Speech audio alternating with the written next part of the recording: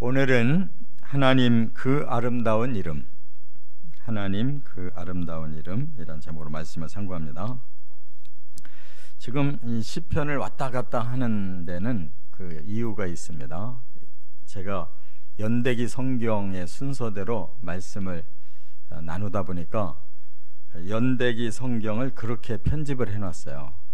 그래서 개역 개정에 나오는 이 시편 150편을 크게 5권으로 나눠놓은 그 기준하고 연대기 성경의 그 편저자가 그 시편을 나눈 기준이 좀 다릅니다. 그래서 뭐 어떤 것도 완벽한 건 없는데 그래도 많이 연구하신 분이 이 연대기 성경을 이렇게 정리해서 시편을 5가지 주제로 이렇게 쭉 나눴거든요. 그래서 우리가 이제 상한 영혼에 대한 주제로 이렇게 쭉 나누느라고 쭉 앞에서부터 뒤까지 한번 갔고, 또 두 번째는 의와 악을 기준으로 또 이렇게 말씀을 모아놓은 거를 또 쭉 올라갔다가 다시 내려온 거예요. 이번에 세 번째가 오늘 본문부터 시작해서 이제 한 36편 시편을 모은 것인데, 그 주제를 기쁨과 찬양이라고 이렇게 정했어요. 그러니까 그거는 이제 이 연대기 성경을 편집해서 쓴 저자가 그렇게 봤는데 완벽하진 않습니다. 왜냐하면 네 번째는 다양한 감정의 시를 모았고, 5번째는 메시아를 예언한, 직접 메시아를 말씀하고 있는 시라고 생각해서 또 이렇게 정리해놨는데, 제가 이미 상한 영혼 주제, 의와 악의 주제를 가지고도 얼마나 여러 번 메시아 예언을 여기서 발견했습니까? 그렇기 때문에 오늘도 이 말씀에 메시아에 대한 그 예언이 오늘도 나오거든요. 그래서 성경은 사람들이 이렇게 함부로 뭐 이렇게 주제를 정할 일이 아니고, 정말 말씀을 정말 하나님이 무슨 의미로 주셨는지 그 뜻을 정확하게 우리가 깨달아가는 것이 중요합니다.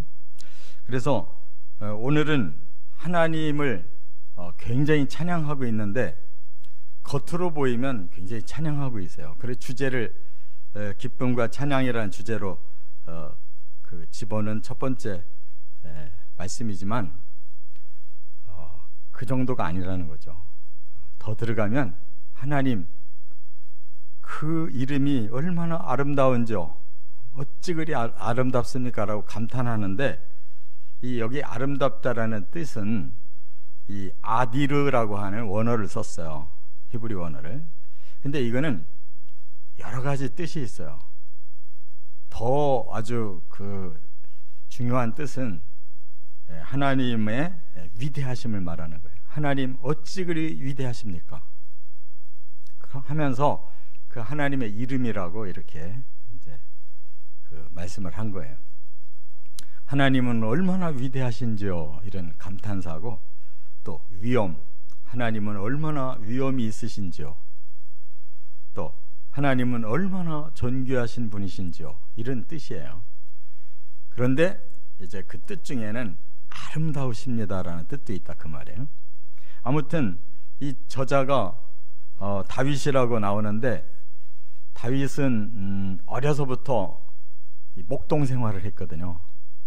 그래서 밤낮으로 이렇게 양들을 끌고 다니면서, 때로는 이제 멀리 나가면 우리가 없으니까 그냥 양들을 옆에다가 재우면서 밤새도록 뜬 눈으로 지키는 거예요. 그리고 하늘을 쳐다본 거예요. 거기서 영감을 얻은 거예요. 그래서 오늘 본문에도 보면 해라는 말은 안 하는데 달과 별들, 하늘의 달과 별들이 떠 있는 걸 가지고 이렇게 영감을 받거든요. 다윗이 한밤중에 양들을 지키면서 하늘을 쳐다보고 하나님이 주신 영감을 가지고 썼는데, 이게 계시예요. 하나님이 누구냐를 보여주는 계시라, 그 말이에요.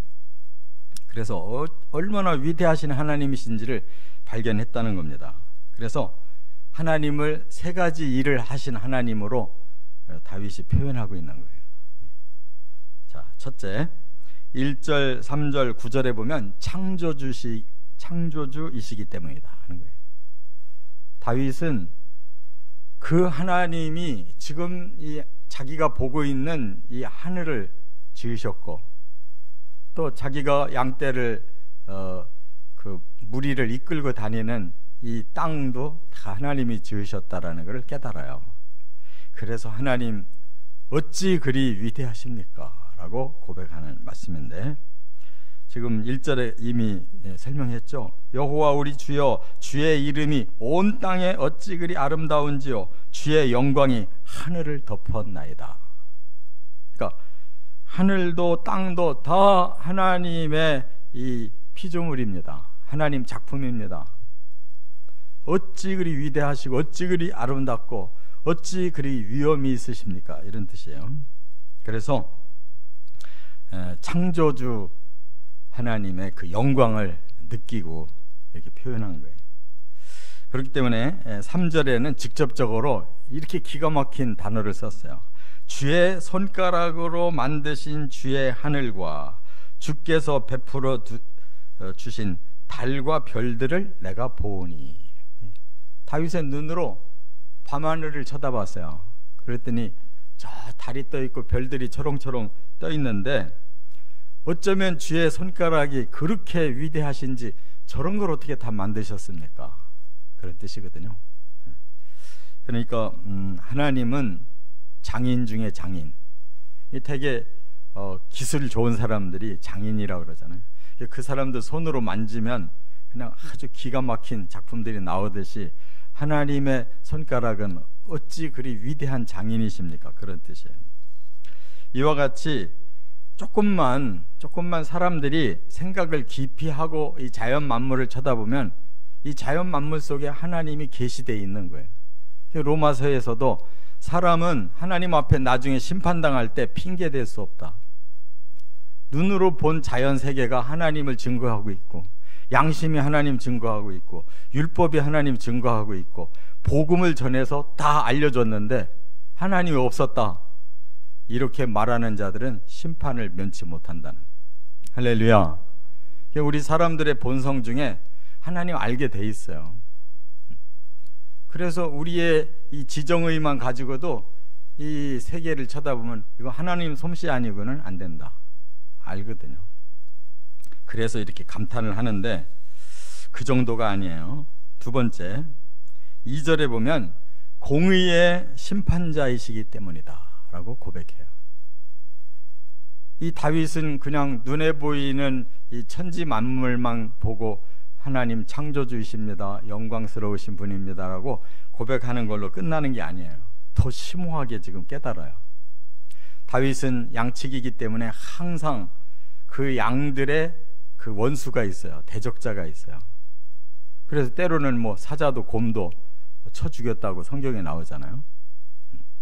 그러니까 다윗은 또 영적인 사람이기 때문에 이 양들을 이렇게 잡아 죽이려고 하는 자가 있듯이 우리 사람을 그렇게 하나님의 그 백성을 잡아 죽이려고 하는 대적자가 있다는 걸 알고, 하나님은 거기에 대해서도 이미 우리에게 주신 그 계획이 있다는 걸 깨달은 거예요.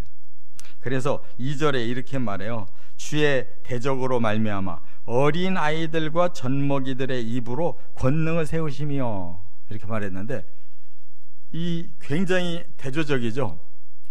그 우리를 넘어뜨리고 하나님을 방해하려고 하는 대적자를 하나님은 어린아이들과 젖먹이들의 입으로 그 권능을 증거하십니다, 그런 뜻이거든요. 어린애들이 뭘 안다고 그 악한 사탄과 악의 세력을 보고 저들을 멸망시키고 저들을 심판해 내신 분이 하나님이시다라고 어린애들이 어떻게 증거하겠냐고. 근데 이게 예언이에요. 그걸 아신 분이 예수님이에요. 그래서 이 마태복음에 보면요, 얼른 21장을 한번 펴보세요. 마태복음. 하나님 말씀이 기가 막히다니까요. 마태복음 21장에 보면 예수님이 그 그 이스라엘의 지도자들에게 배척을 받으시고, 요 본문에서도 마태복음 21장 몇 절에? 몇 절? 15절에 보면 이런 사건이 일어나요. 예수님이 이제 성전에 들어가서 너무 난잡하게 장사하고 있는 자들을 내쫓으셨잖아요. 그게 성전 정화인데 이게 두 번 나오거든요. 그 사역 초반하고 또 사역 후기에 나오는데, 여기 보면 성전을 정화하시고 나니까 아이들이 막 호산나 하면서 다윗의 자손이라고 예수님을 인정하는 찬양을 하는 거예요. 그러니까 이 대제사장이나 서기관들이 이런 일이 어디 있냐 말이에요. 아니, 예수가 무슨 권리가 있다고, 우리가 여기 성전을 지키고 이끌어가는 지도자인데 예수가 그 일을 행하고, 또 어떻게 어린애들이 막 소리를 지르면서 호산나 다윗의 자손이여 하는 이 어린아이들을 보고는 이들이 화가 난 거예요.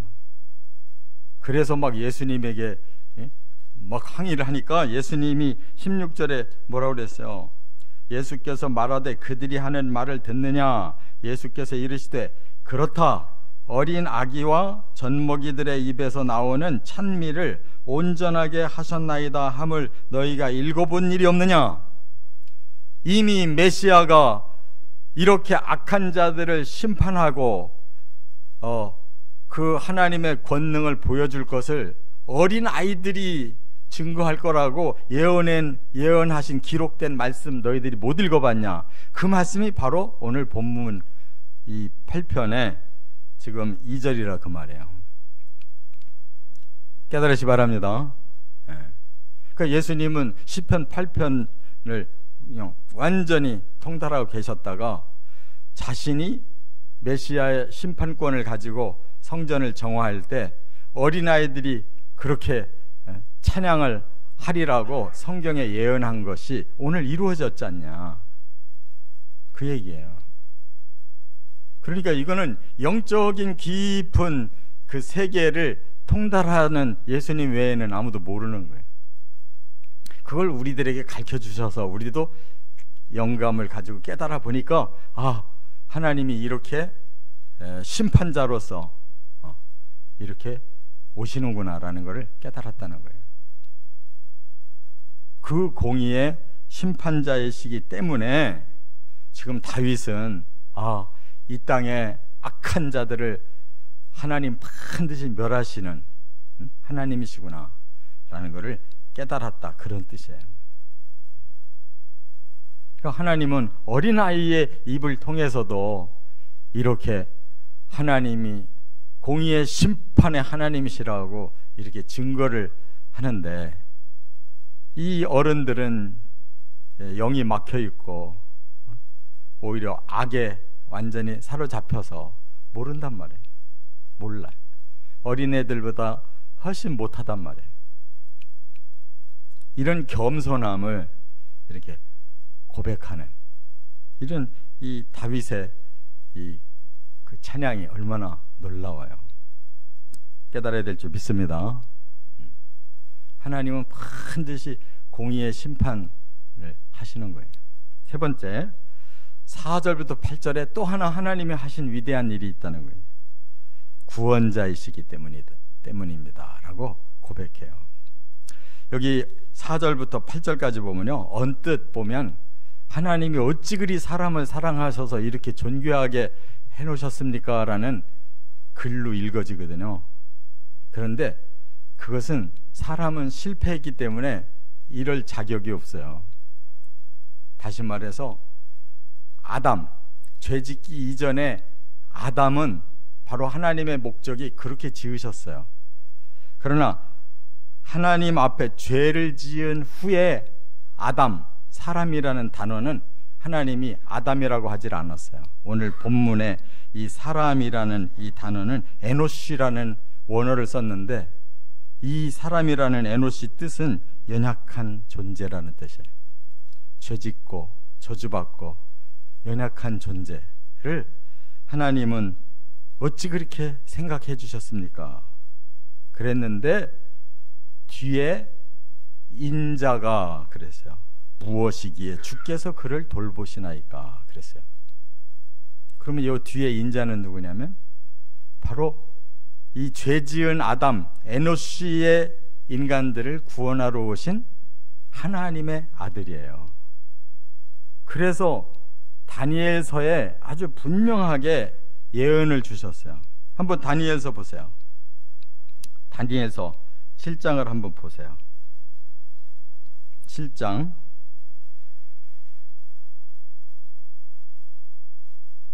13절 보시면 내가 또 밤 환상 중에 보니 인자 같은 이가 하늘 구름을 타고 와서 옛적부터 항상 계신 이에게 나아가 그 앞으로 인도되매 그에게 권세와 영광과 나라를 주고 모든 백성과 나라들과 다른 언어를 말하는 모든 자들이 그를 섬기게 하였으니 그의 권세는 소멸되지 아니하는 영원한 권세요 그의 나라는 멸망하지 아니할 것이니라. 할렐루야. 이게 예수님을 말해요. 그래서 예수님은 이 시편의 인자와 다니엘의 인자가 자신인 걸 아시고 인자는 그렇게 계속 자신을 부르신 거예요. 그러니까 예수님은 아주 비밀이 많아요. 그래서 사람들이 알아듣질 못해. 왜 너는 사람이면서 하나님의 아들이라고 하느냐? 그러니까 사람들이 이해를 못하는데 바로 하나님이 사람으로 오셨고 인자, 사람의 아들이 되셨단 말이에요. 마리아를 통해 태어나셔서 이 모든 것이 다 이루어져야만 메시아예요. 믿으십니까? 하나님의 아들이면서 사람의 아들로 오셔야만 메시아라고. 그래야 사람의 죄를 대신 짊어질 수가 있는 거예요. 이게 다 비밀인데 하나님은 다윗에게도 이 비밀을 계시해 주신 거예요. 그래서 앞에 사람은 우리 인류를 말하는 거예요. 에노시는 우리 죄인들을 어찌 이렇게 사랑하십니까? 뒤에 인자는 메시아, 하나님의 아들, 사람의 아들이신 메시아를 통해서 우리를 이렇게 돌보십니까? 라는 뜻이란 말이에요. 그래서 인류가 구원받는 거예요. 자, 그러면 그 뒤에 보시면 5절에 뭐라고 그랬어요? 그를 하나님보다 조금 못하게 하시고 영화와 존귀로 관을 씌우셨나이다.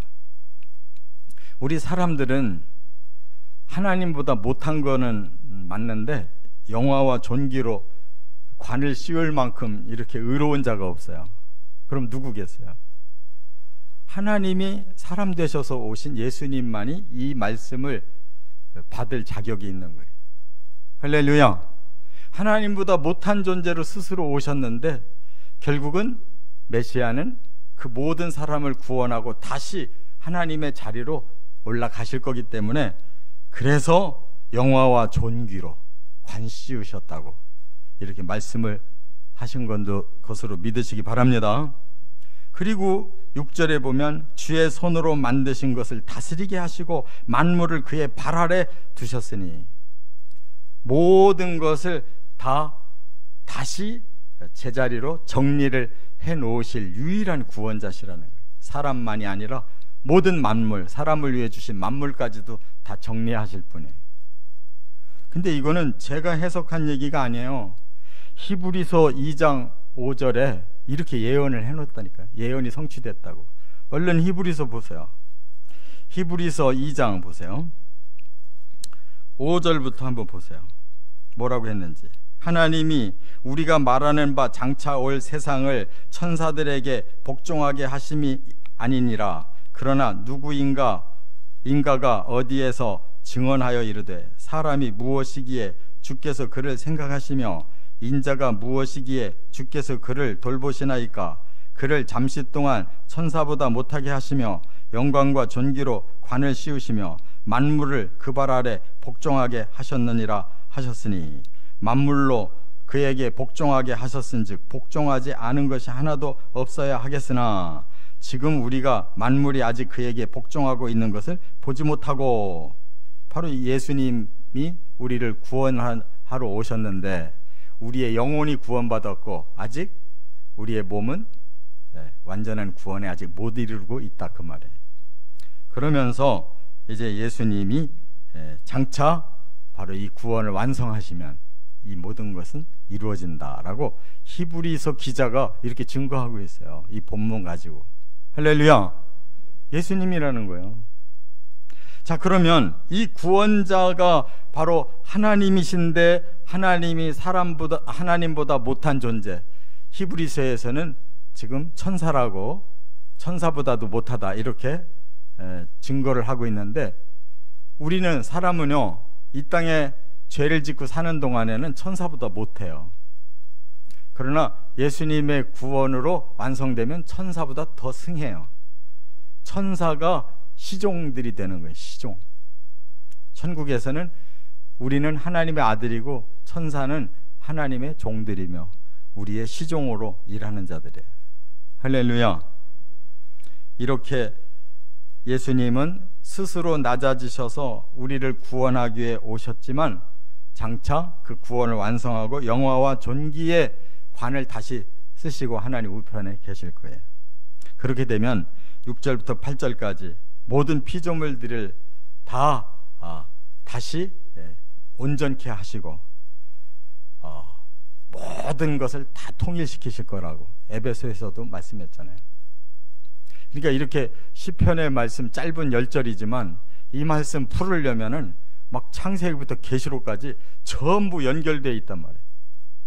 그런 걸 가지고 아무것도 모르는 사람이 성경을 무시하고 이건 뭔 말인지도 알아듣지 못하겠다 이렇게 쉽게 말하면 안 되잖아요. 예수님 그걸 다 통달하셔서 풀어주셨어도 어려운데 우리 같은 사람이 그렇게 쉽게 판단할 일이 아니잖아요.